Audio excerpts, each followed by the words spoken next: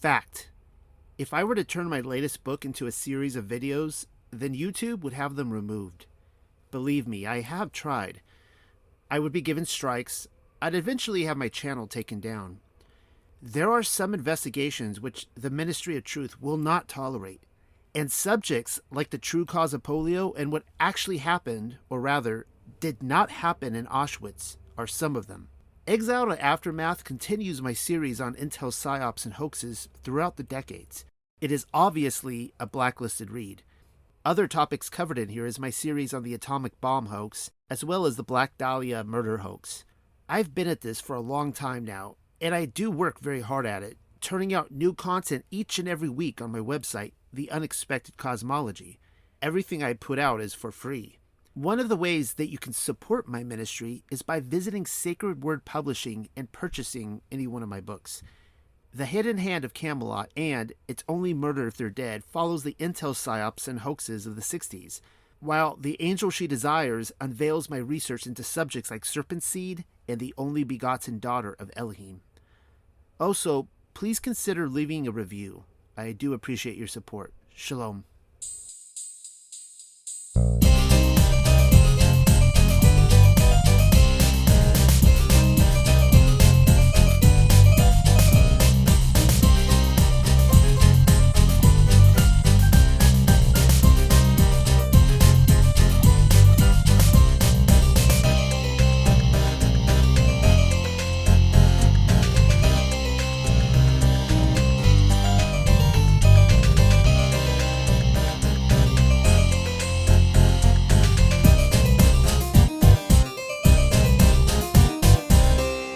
All right. Once again, this is going to be a little bit of a different video than I normally put out there on YouTube. I've explained before that my work is kind of fractured. I have my stuff on YouTube, which is a lot of biblical stuff, and then I put a lot of emphasis on my website, The Unexpected Cosmology, on hoaxes and the like. I love researching, writing hoaxes, and unfortunately, a lot of that stuff I can't get away with putting it on YouTube. I get strikes, my channel gets taken down. I've said this before, but I'm always on the lookout now for articles that I can read off where I think I can get away with it. There's some big channels out there where they talk about stuff. I'm like, I don't understand how they get away with it because if I even spoke in codes to what they're talking about, my video would get taken down and I'd get a strike. So the walrus was Paul, or I should say that's the name of the paper, but the Paul is dead conspiracy is probably one of the oldest conspiracies, the longest lasting conspiracies that are still being talked about, right up there with the JFK assassination. And uh, as many of you know who have been looking into the Paul is dead rumors, it started while the Beatles were still a band. Right around the time they were breaking up. I think it started maybe talks in 67, 68. By 69 and 70, it was really taking off. And you guys will see for yourself that I feel like I have a fresh take on this. I'm not just trying to spin things in ways that just to be different. I actually am writing this stuff because I feel I have some information to contribute that I think is unique. And in those regards, I think a lot of the Paul is dead, the classically trained crowd is probably going to be a little upset at me because well, you'll see in a second what I'm talking about. And let's just get right into it. This is called The Walrus Was Paul. It was first published on, oh, look at that, May 14th, 2020. So about over 2 years now. And then the most recent draft was this April. Admit it. You probably only agreed to read this paper because you're wondering if I believe Paul McCartney is alive or dead. I'm only 2 sentences in, and already you're accusing me of beating around the bush. Hop to it, Noel. How you feel about me as a conspiracy realist or whatever awaits in my response, which I'm apparently slow in getting at. What if I told you that John Lennon is still alive? Oh, John Lennon is most certainly still alive, by my estimation. I'd even go so far as to say it's a missing ingredient to the Paul is dead controversy. The question you will be asking yourself before this is over is if Lennon actually realizes it yet or not.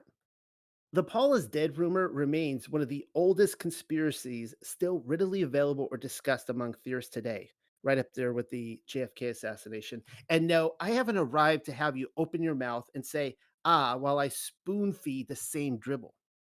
As of this publication, the original Paul McCartney is getting along in his years, but he is still very much alive, like Lennon. That's not to say everyone who subscribes to the Paul is dead conspiracy is outright wrong. Something is clearly off about Paul McCartney.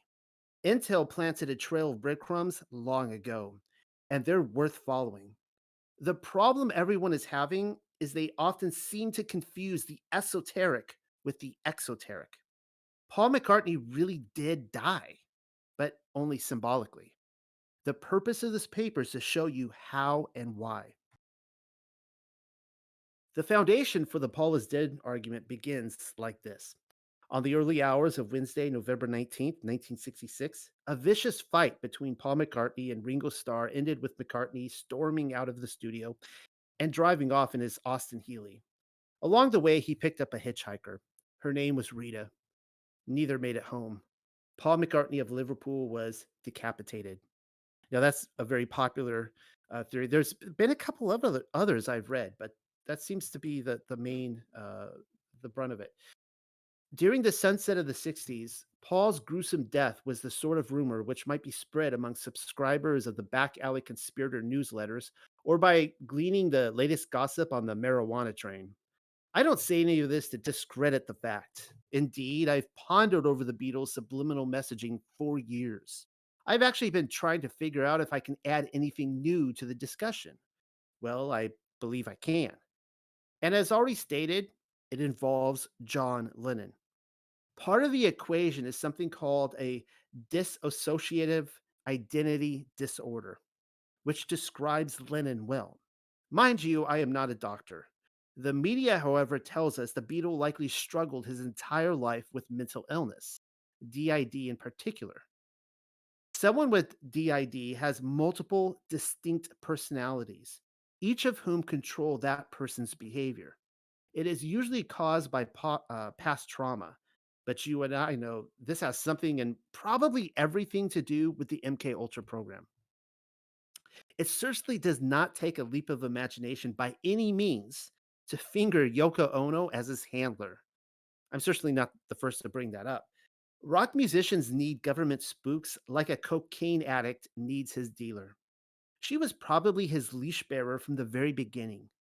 Yoko Ono breaking up the Beatles is only a half truth, when in fact, the most obvious conclusion to make is that the Beatles were the product of Intel. Indeed, it was the boys down at the lab which broke up the Beatles. And seriously, like the more I look into the Beatles and ponder them, there's no possible way those guys were organic. That like there's no possible way those four guys did what they did on their own. I mean, it's pretty obvious by this point. You'd have to be asleep while listening to Yoko Ono's orgasmic induced war chants not to notice. Who set Lennon up with Yoko's assistant, May Pang? Yoko did. It was Yoko who sent him home to Pang's apartment, advising that she bed with him. It was her suggestion that Pang move into the Dakota while she was away in Chicago for a feminist convention. And when Lennon and Pang moved to Los Angeles together, Yoko again.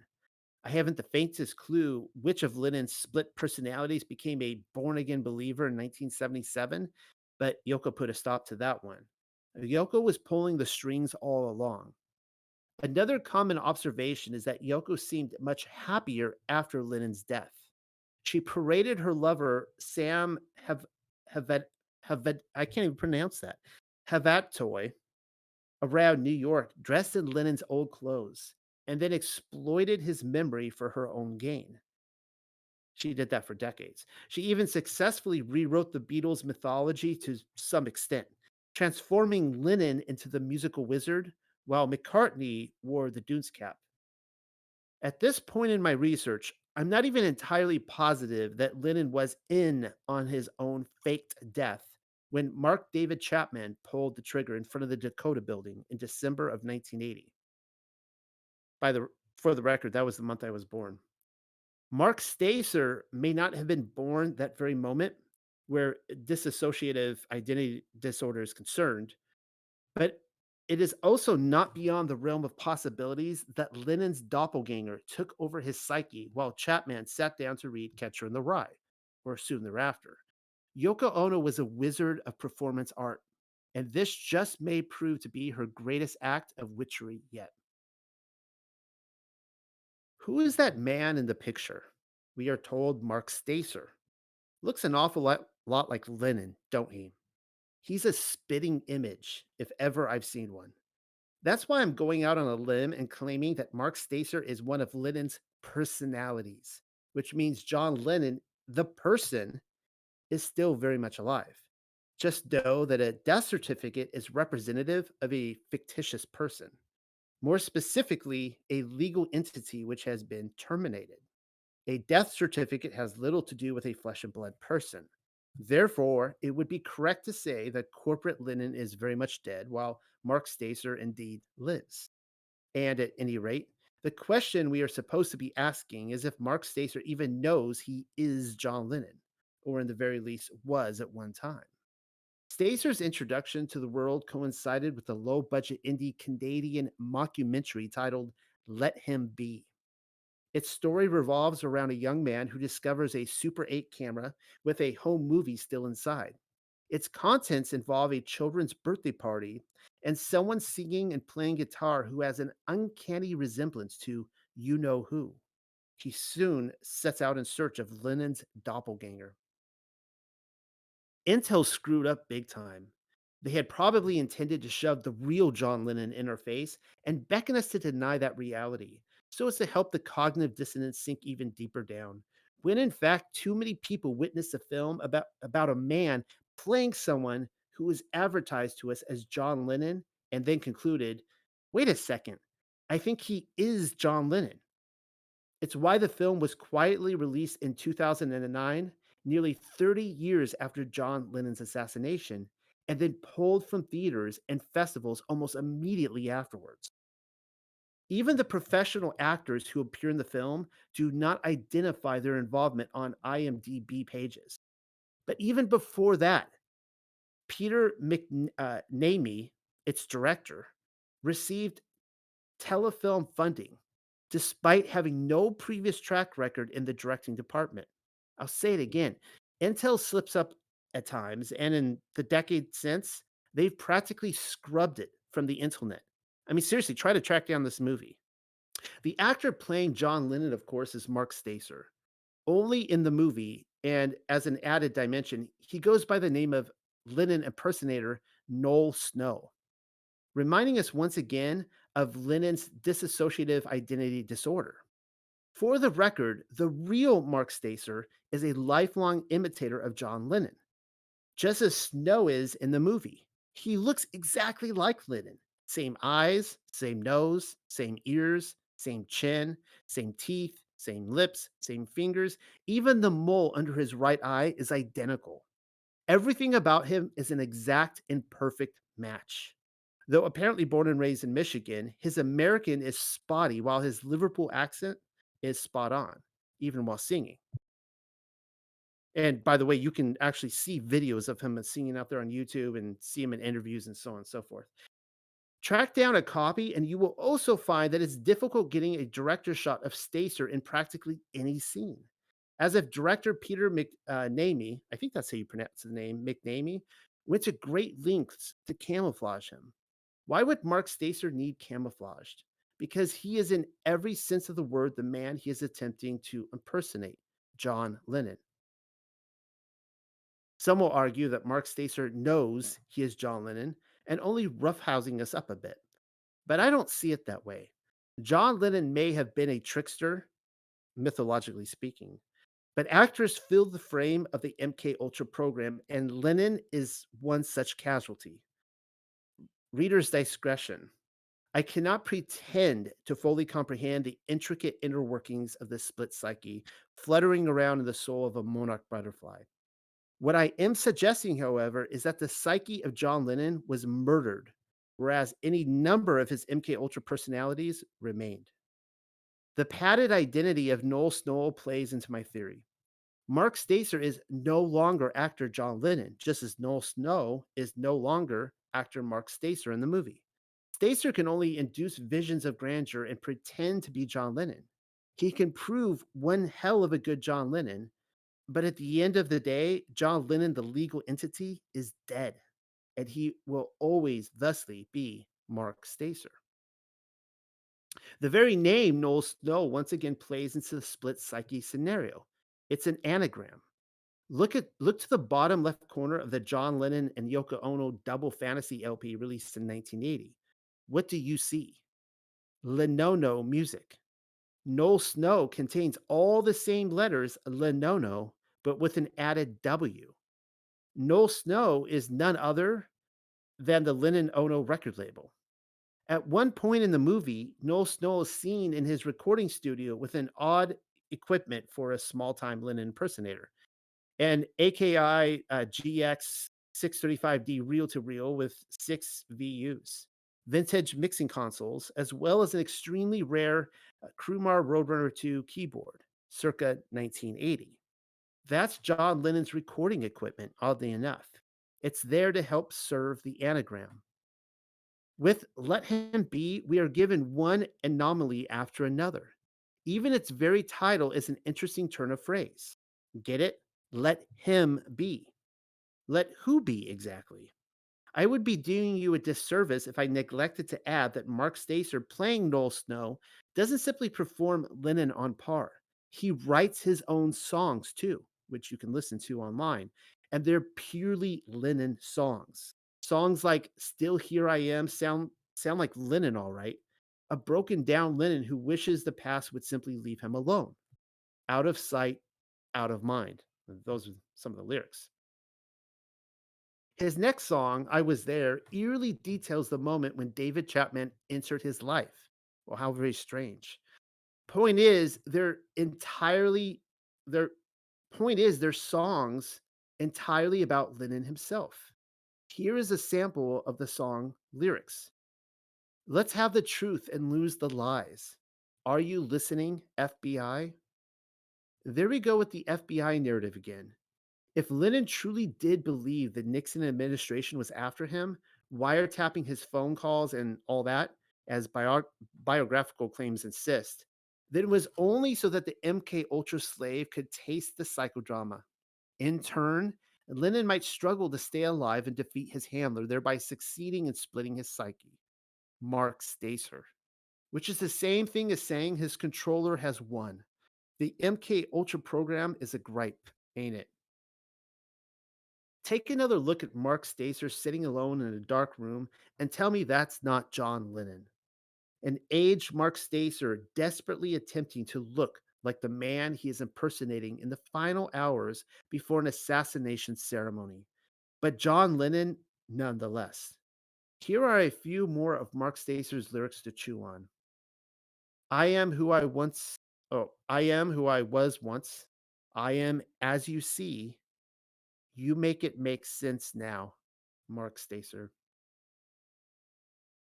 At this very moment, you're probably wondering why you just scrolled past a picture of the Doors frontman, Jim, not John Moore, Jim Morrison, when in fact we're supposed to be returning to the subject of Billy Shears, aka William Campbell. Noel's beating around the bush again, never can answer a direct question. See, we've established by this point that Lennon is Stacer, at least in my mind, I have. But if you've been reading this book in this article, in chronological article, then you understand full well that Morrison was pimped out by his father. This may require more reading. One of the One of these days, I half expect to receive a link to some clip from the Channel 9 Evening News in Ann Arbor or Albuquerque or some obscure college town. The segment I'm imagining is pulled from a surviving VHS recording during the sleepy hours of 2002, when post September 11th propaganda went into hyper overdrive and our slave masters needed the cognitive dissonance to really dig in. It devotes an entire minute to detailing some old fat man who looks exactly like Santa Claus, but on second glance, Jim Morrison. Come to think of it, everything about him screams the Doors leading man.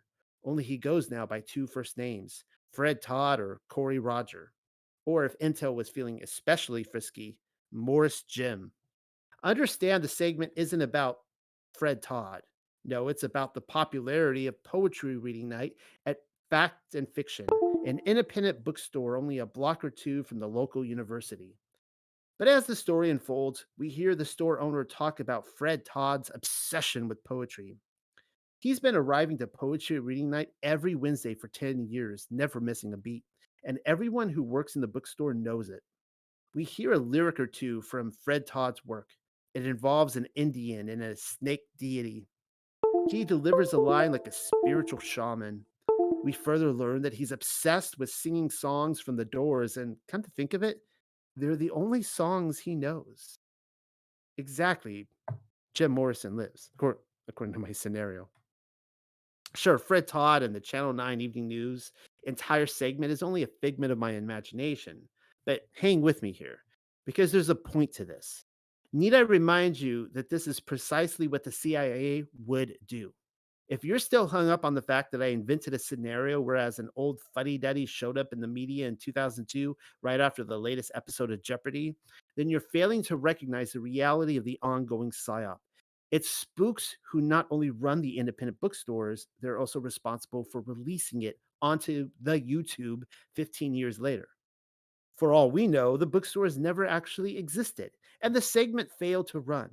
Also, that Jim Morrison poster you hung up over your bed as an emblem of free thinking was purchased at your local shopping mall because spooks ensured a poster stand should sell their products. Freddie Mercury, Elvis Presley, Tupac Shakur, Marilyn Monroe, Steve McQueen, JFK, Prince, and so on, halfway between the glorified bra boutique and the food court. Also, rock and roll was an intel psyop, but you knew that already. I take it everyone is familiar with the Abbey Road cover. Yes, I mean, who isn't? John the Angel, Ringo the Minister, Paul the Barefooted Dead Soul, George the Gravedigger.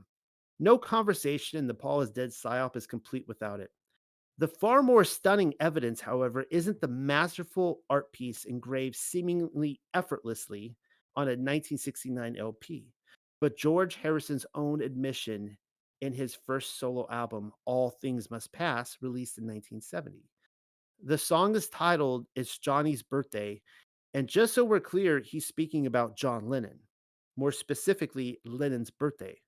Now Anton LaVey, I know, said birthdays are, quote, the highest of all holidays in the satanic religion, unquote. And he's absolutely correct about that. If the term satanic seems too superficial or mainstream for you, and it is, then just replace it with the word mystery, as in the Babylonian mystery religion. I am reminded of a paper I wrote which pulled just about everyone's panties in a twist, and the brunt of it is this. Birthday celebrations ultimately originated in the mystery religions because the esoteric point to the divine hieroglyph is that neophyte coming to the knowledge that he is also divine.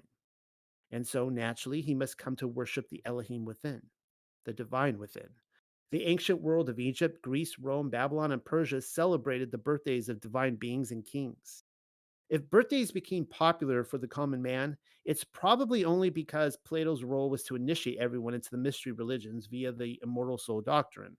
Hence, everyone was now immortal by their own intellect know how and disciplinary willpower, if they wanted to be. Birthdays let the worship of the self commence. Just so we're clear, LaVey was a spook, a dress up mannequin in the storefront window display, a Langley operation, and also a nerd. So you can only imagine my sigh when I quote his fuller disclosure on the birthday celebration, which can be found in the Satanic Bible, and it goes as follows. The highest of all holidays in the Satanic religion is the date of one's own birthday.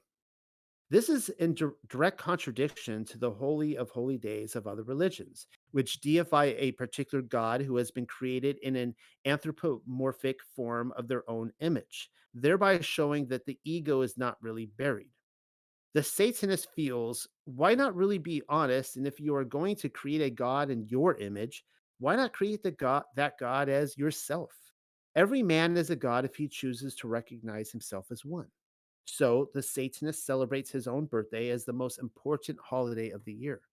After all, aren't you happier about the fact that you were born than you are about the birth of someone you have never even met? Or, for that matter, aside from religious holidays, why pay higher tribute to the birthday of a president or to a date in history than we do to the day we were brought into the greatest of all worlds? Despite the fact that some of us may not have been wanted, or at least were not particularly planned, we're glad, even if no one else is, that we're here. You should give yourself a pat on the back, buy yourself whatever you want, treat yourself like a king or god that you are, and generally celebrate your birthday with as much pomp and ceremony as possible. Harrison chose a song deifying John Lennon on the highest of holy days to execute uh, thelmic craft. His thelmic craft. Oh, haven't you heard? Aleister Crowley is another important puzzle piece to the Paul is dead narrative. Hang with me here because we're essentially dealing with a split psyche, and the beast himself, Master Crowley, did appear on the cover of Sergeant Pepper. First released in 1913, Magic Book 4 is widely considered to be occultist Aleister Crowley's magnum opus. In it, Crowley insisted that his disciples, quote, train himself to think backwards by external means, unquote. He was furthermore instructed to write and talk backwards, but also to listen to phonograph records reversed. We have a word for that, backtracking. And through this, and though this may be argued by some, nobody backtracked quite like the Beatles. The Beatles had already sung about the birthday celebration on their 1968 White Album. Practically everything McCartney wrote was garbage, according to Lennon, of which birthday was no exception. On the same album, John even went so far as to cast Paul in the role of a Lewis Carroll figure. The song was titled Glass Onion, and the walrus, as you already know, was Paul. And through the looking glass, the walrus was an impostor, coercing the oysters into his belly. The comparison the comparison seems harsh, but the Beatles were all about manipulation from the very beginning. Media manipulation among the gullible masses who place their trust in a product. Corporate manipulation of its own eager shoppers, standing outside in the cold and waiting for its doors to open. The Beatles were both media and corporate, and they still are. They're not even hiding that fact anymore. They manipulated their own fans, and everybody loves them for it. In large part, they were a major contributor to the birth of the teenager, which has already been covered in a past paper. In the happenstance that you need a refresher, because who's actually read that, it it had to do with screaming. Also, wet seats. Yeah, it took a janitor to clean that mess up. Total emotional manipulation. I should probably go back and read that paper some day because it was really good. Before you tell me that Beatles publicist Derek Taylor or their manager Brian Epstein couldn't have possibly hired the girls needed to scream their lungs out, need I remind you that Frank Sinatra's publicist George Evans did indeed hire girls in the front row because screaming was not a thing in the 1940s. It worked for Sinatra. Presley, too. Women everywhere fed off that energy. The Ed Sullivan Show was broadcast into nearly every television in America. The corporate media essentially created a groundswell with sub psychodramas, whereas somebody would get married, and all the girls who wanted Paul or Ringo or John, fill in the blank, would have their imagined boyfriend snatched away from them, and the depression would set in. Even the Beatles' breakup played into the psychodrama. It is so ironic that John Lennon officially broke up the Beatles while staying at the Polynesian resort in Walt Disney World, literally staring at the Magic Kingdom. Walt Disney World has already been covered elsewhere as a CIA operation, another psychodrama. The manipulation of their own listeners' emotions would later be played out by Lennon and McCartney's War of Words, particularly on their early solo albums. And it's so obviously mimicking the sort of abusive relationship one might find among the MK Ultra slave with his handler. Many insist that John was attempting to expose an imposter Paul, but I see the situation in reverse.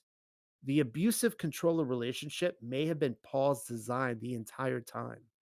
And anyways, The psyop played out on the subconscious level is mass engineering on everyone.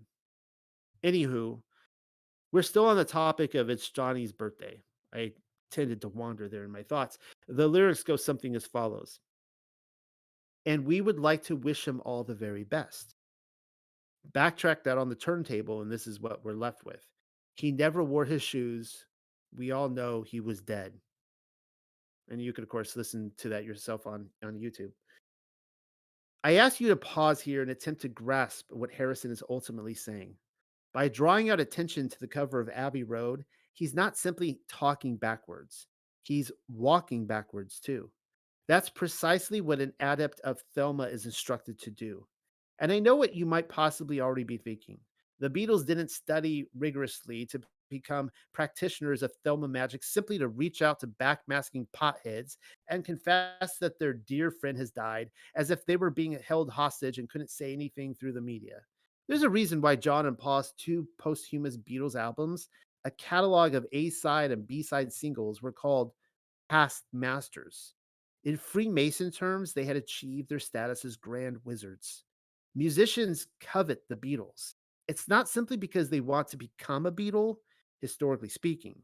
They want to cast the sort of spell on the world which the Beatles seem to effortlessly achieve. If you're still following, then my Paul is dead theory seems to line up with nearly everything else I've been researching, and it goes something as follows.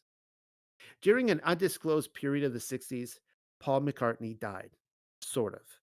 The Beatles then replaced him with Billy Shears, aka William Campbell. If you recall, Billy Shears had a heavy hand in penning the Sgt. Pepper album. Then again, like Lennon, Paul McCartney never really died, genetically speaking. And we're talking merely on a biological level. That's because William Campbell is McCartney. Also, the walrus was Paul.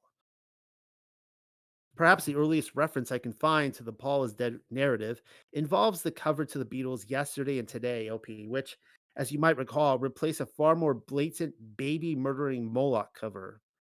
Both worship death. I mean, how creepy is that? The second did so, however, in a far more deviously subtle way. They put McCartney in something resembling a coffin. Baby sacrificing as a means of immortalizing the infant soul can be traced back to Homeric literature. Then again, burying the mortal initiate cries out Templar shrouds, a practice which still dominates Freemasonry, as well as the coffins of skull and bones, a rite that takes us back to the mummies of Egypt via the mysteries of Isis. It's literally in the title, Yesterday and Today. You will tell me this is proof that Paul McCartney is dead. Wrong. Yesterday and Today was released in June of 1966. Yes, the cover was replaced, but it was quickly done, and Paul McCartney would not be decapitated until November 16th, nearly half a year later.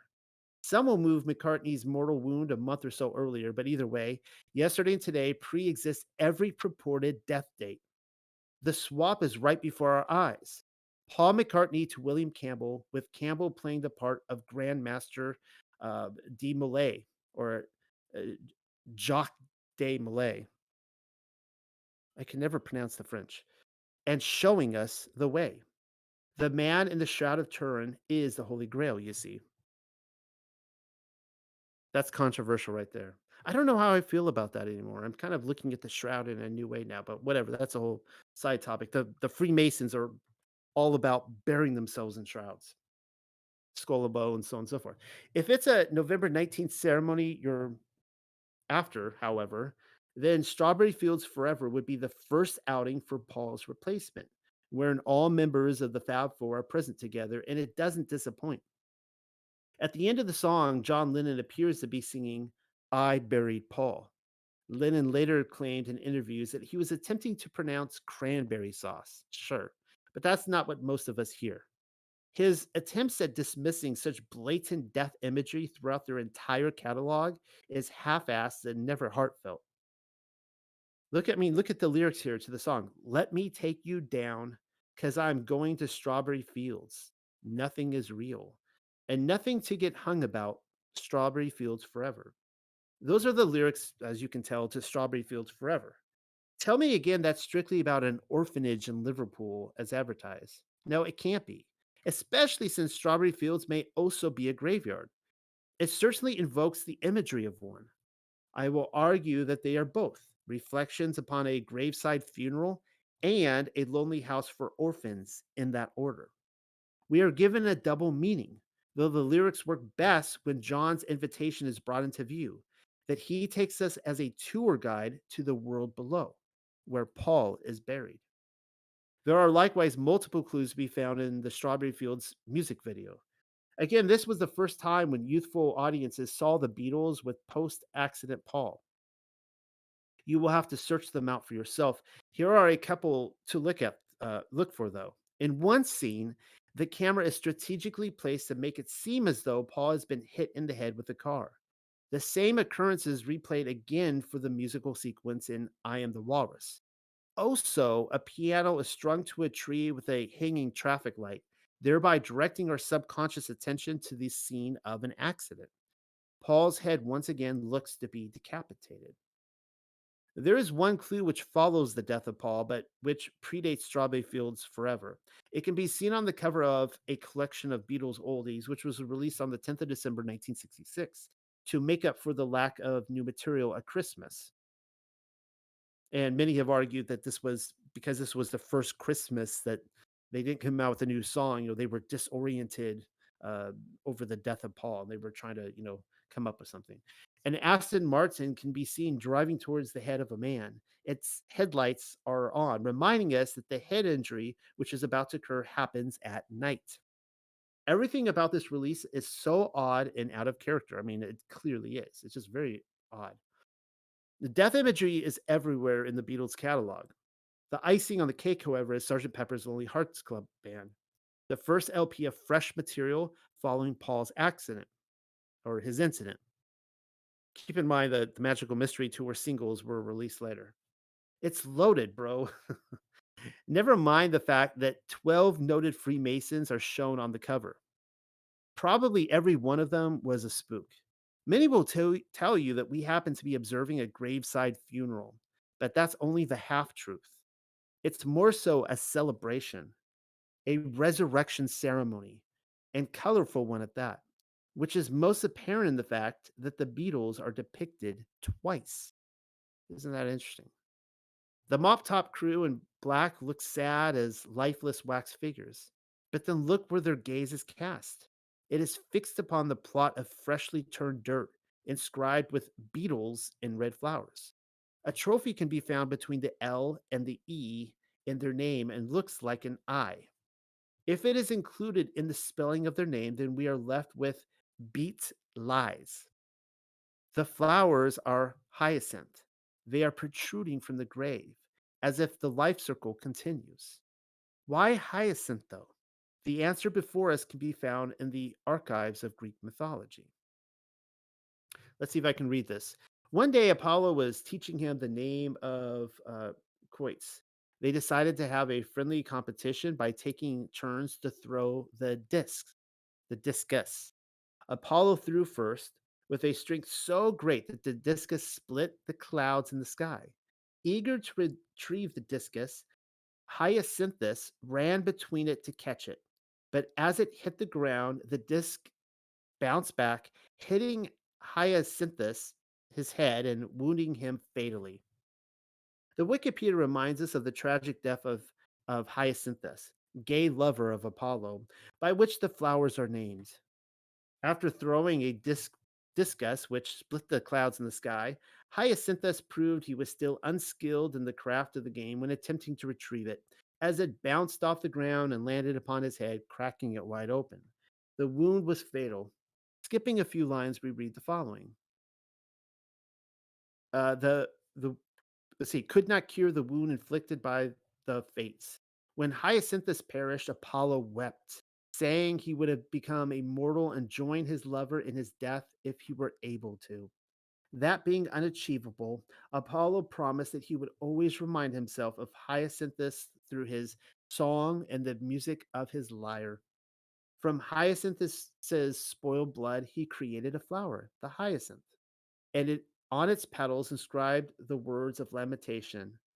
Uh, Alas, Apollo was capable of remembering hyacinthus through song and music. And with that, we come to the birth of the hyacinth flower, which was said to have been created from the soil where the blood of hyacinth was spilled, much like the funeral procession on Sergeant Pepper.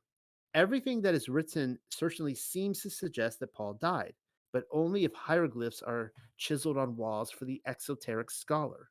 Greek mythology, as well as mystery school literature, is told in the exact same esoteric manner. Read a little further down. Here is what everyone seems to miss. Hyacinthus was essentially resurrected by Apollo and attained immortality. Something certainly went wrong with Hyacinth, the neophyte, but he was resurrected as an immortal. Secret society stuff. There is more to the story as well. Thamyris, if I'm pronouncing that correctly, was a Thracian singer and is notable for reportedly being a gay lover of Hyacinth before Apollo, and thus noted to have been the first male to have loved another male in Greek mythology. It is not the songs of Thracian, however, who won the love of Apollo, but Hyacinthus. Seems like a lot was going on between Paul and John and their craving for the gods. Paul was chosen, but in a little while, so would John. Getting back to the patch of earth, it is Shiva, symbol of death and resurrection, whom we see with two outstretched arms. One is pointing to the Beatles in black, the other to the musical masters. The number five can be seen written in red flowers to the left of their band name, hinting at the swap of a person, whereas the yellow flower underneath appeared to depict a left handed bassist guitar. Who was the bassist but left handed Paul? But then look who has resurrected in the middle. Yes, it is John, Ringo, Paul, and George in the flesh. Pay attention as to who is truly resurrected in the band, though. A hand is pronounced over the head of Paul McCartney's head, indicating a blessing. The others are huddled around him. Among all four bandmates, McCartney is the only one not holding a golden instrument. His is black, indicating death. And then there is the matter of the drum skin. Placing a straight edge mirror flat against the middle of the drum kit reveals the following message. Maybe you could read that for yourself, but it says like the number one, then the spelling one, the number one X, HE, arrow, die, the date of his death. And where is the arrow pointing but to Paul? The statue without a torso looks a lot like Nikola Tesla. That's just a side note, though. To the right of him is a television turned off, indicating a media blackout. To the right of the television is a Shirley Temple doll. She sits upon an old woman whom some have suspected is a corpse. Imprinted on Temple's sweater are the words, Welcome the Rolling Stones.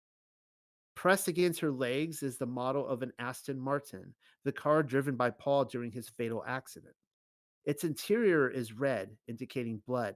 Even more telling is the bloodstained driving glove which the old woman is wearing. But then notice the opening between the Shirley Temple doll and the wax model Diana Dors. The fern forms two tusks, prompting us to the image of a walrus. It's a doorway, by the way.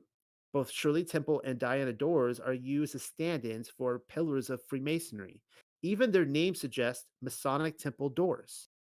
The path between, in case you didn't know, is immortality. The back cover of Sergeant Pepper isn't nearly so detailed visually, but it's just as telling. Do you remember that this was the first LP in rock history to contain printed lyrics? It is in those lyrics that the world was introduced to Billy Shears. In this way, the Beatles labor as a mirror for his fictional band. Once again, Paul is visually disproportionate from his band members, with his back turned to the camera.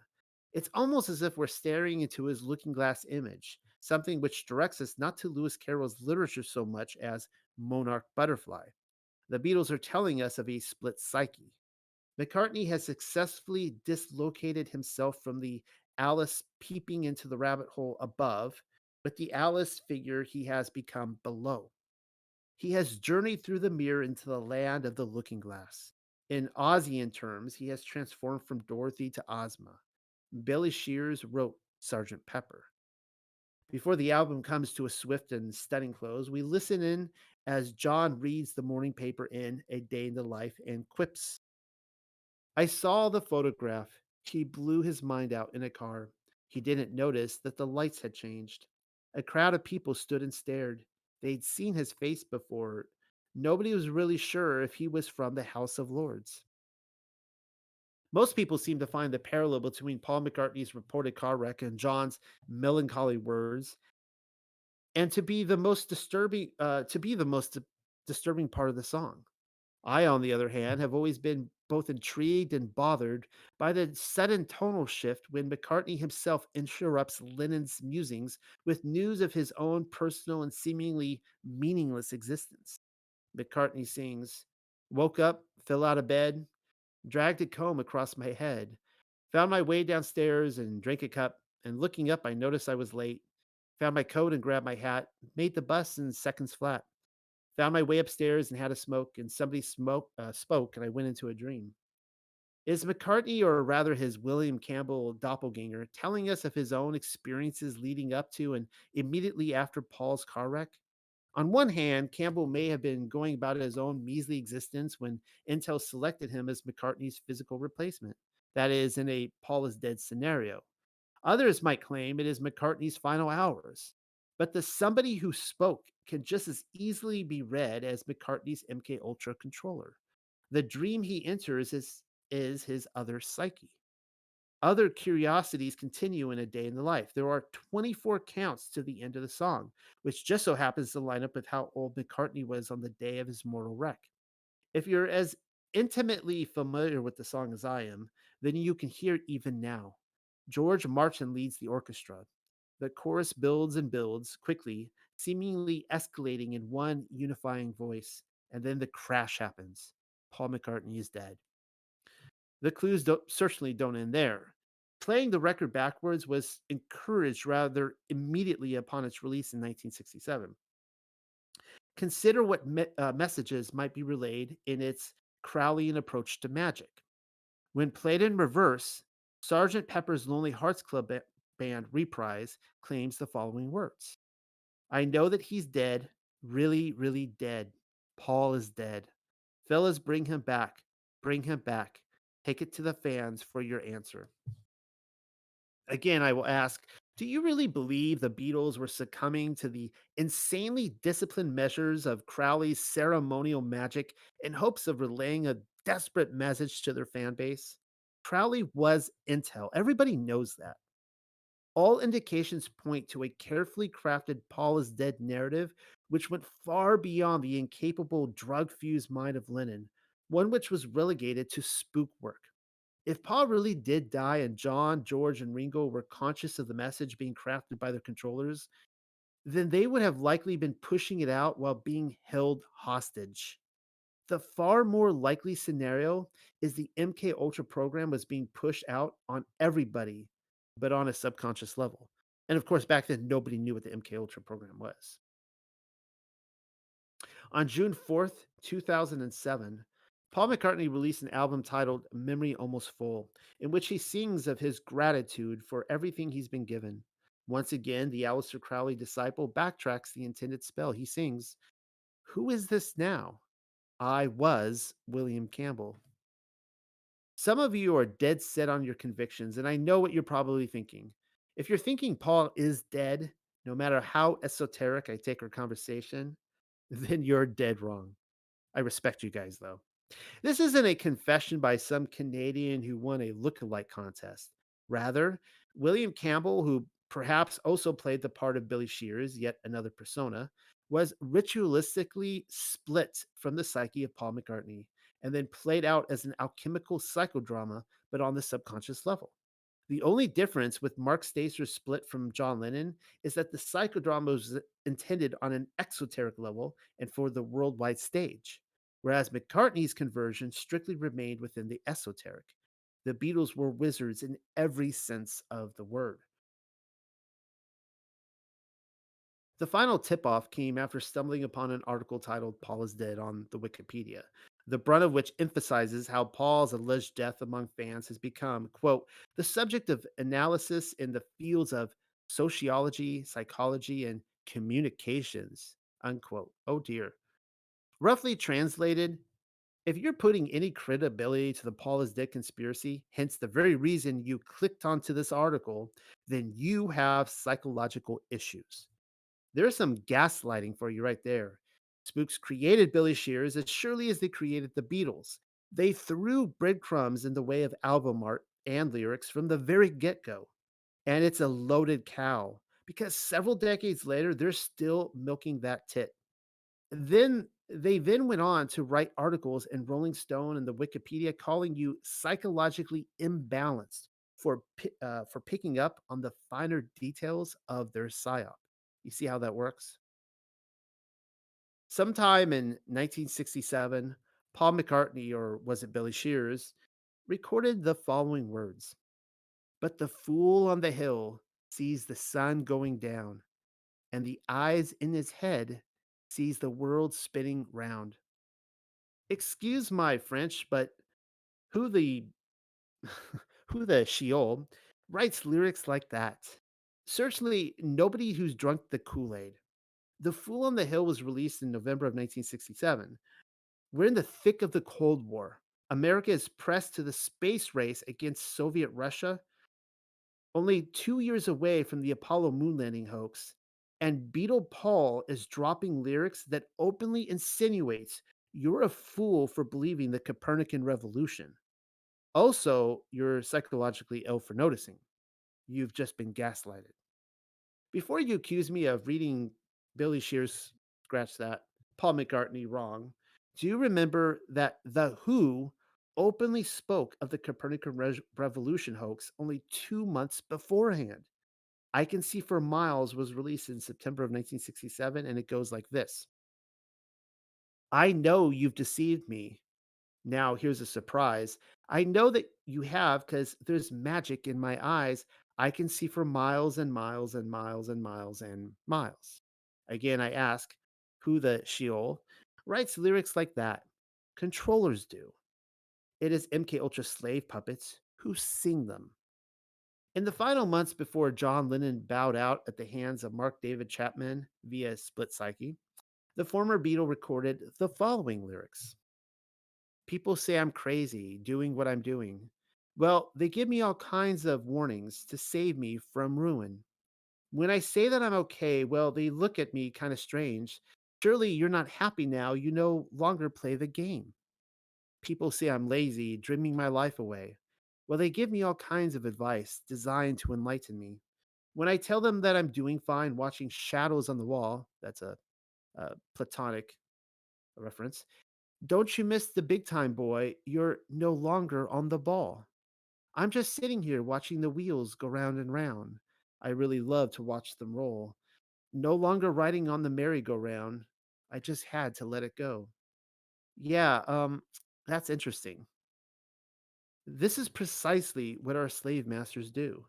They dangle the truth right there in front of you, like a block of cheese on a string, because you're a rat in a cage and they created the maze. Just the other day, Skynet sent me an article which actually read along the lines of: if you see pictures of celebrities everywhere throwing their legion up to Horus, then you've got a psychological problem. Get it? The joke's on you for seeing the obvious. Exactly, that's gaslighting.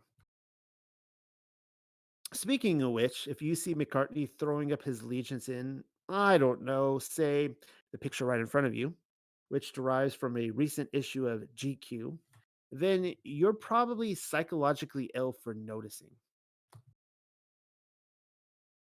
And I think that concludes our read. So if you made it this far, thank you everybody for listening.